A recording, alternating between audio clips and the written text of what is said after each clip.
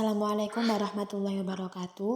Alhamdulillah pada kesempatan kali ini insya Allah saya akan menjelaskan tentang tafsir Quran Surat Ibrahim ayat 40. Rabbi ja'alni muqimas sholati wa min dzurriyyati Rabbana wa taqabbal du'ai.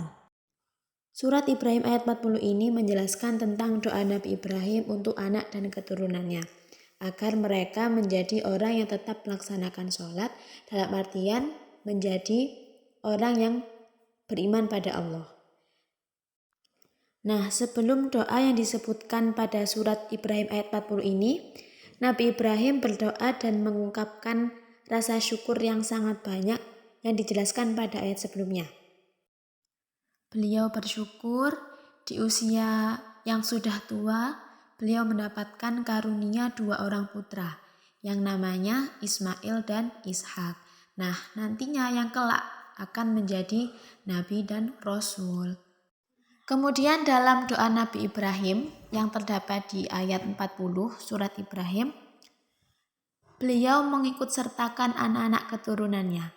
Beliau tidak meminta kebaikan-kebaikan kepada Allah hanya untuk dirinya sendiri, tapi beliau pintakan juga untuk anak-anak keturunannya. Ini menunjukkan bahwa sebagai orang tua, Nabi Ibrahim tidak egois. Beliau tidak mau menikmati seorang diri fasilitas yang diberikan Allah kepadanya tanpa melibatkan anak-anaknya.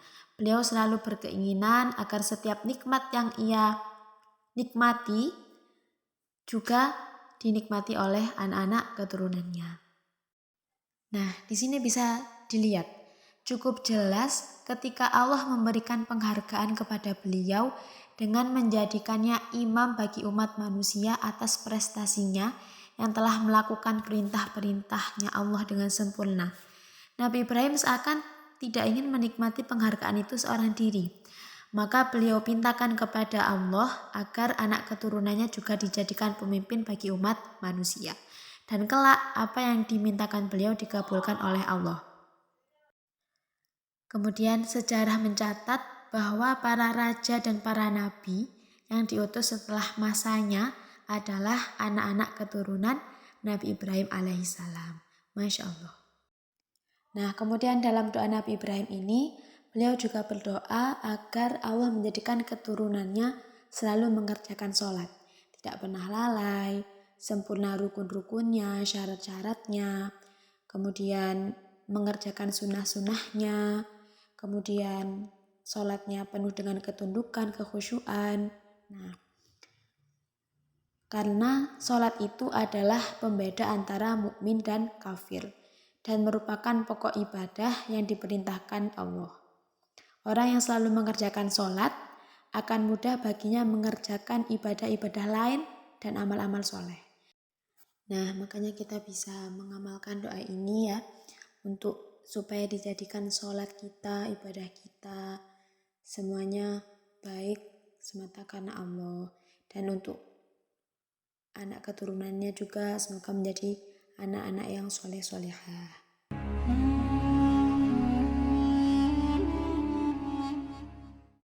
Bismillahirrahmanirrahim. Selanjutnya adalah hadis Rasulullah tentang cara mendidik anak untuk sholat, yaitu murru auladakum bisolati wahum abna'u sab'i sinina wadribuhum alaiha wahum abna'u ashrin wa fariqu bainahum fil madaji'i.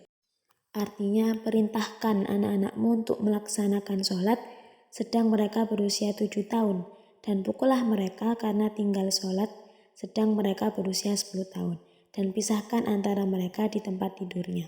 Hadis riwayat Abu Daud. Perintah Rasulullah di atas merupakan perintah yang sangat lembut, membimbing dan menyemangati tanpa ada hukuman sama sekali. Nah, dari hadis ini kita dapat tahu bahwa Rasulullah memerintahkan untuk memotivasi tanpa mengancam, tanpa memukul, tanpa mencela, tanpa menghina, dan tanpa hukuman apapun sampai ia berusia 10 tahun. Nah, di sini perlu diperhatikan bahwa wajib bagi orang tua selama 3 tahun memerintahkan anak-anak mereka untuk sholat, walaupun sebenarnya sholat belum wajib atas mereka. Artinya bahwa orang tua wajib memerintahkan sholat kepada mereka, tapi hukum sholat masih belum wajib. Nah, maksudnya apabila orang tua tidak memerintahkan anak-anaknya untuk sholat pada umur ini, maka orang tua berdosa. Dan apabila anak-anak tersebut tidak sholat, maka mereka nggak dosa.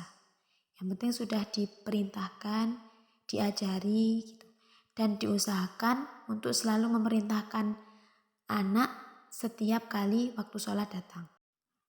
Ketika mereka sudah mencapai umur 10 tahun dan mereka meninggalkan sholat, tetap mereka nggak berdosa. Tapi apabila mereka meninggalkan sholat pada umur 10 tahun, maka wajib untuk dipukul.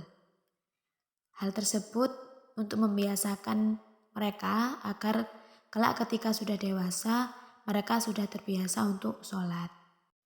Dari umur 10 tahun sampai anak balik, nah mulailah dididik dengan hukuman. Nah, di antara bentuk hukuman itu adalah pukulan. Dengan tujuan apa? Supaya anak tersebut mau melaksanakan sholat. Nah, jadi seperti ini cara mendidik untuk sholat yang diajarkan oleh Rasulullah SAW.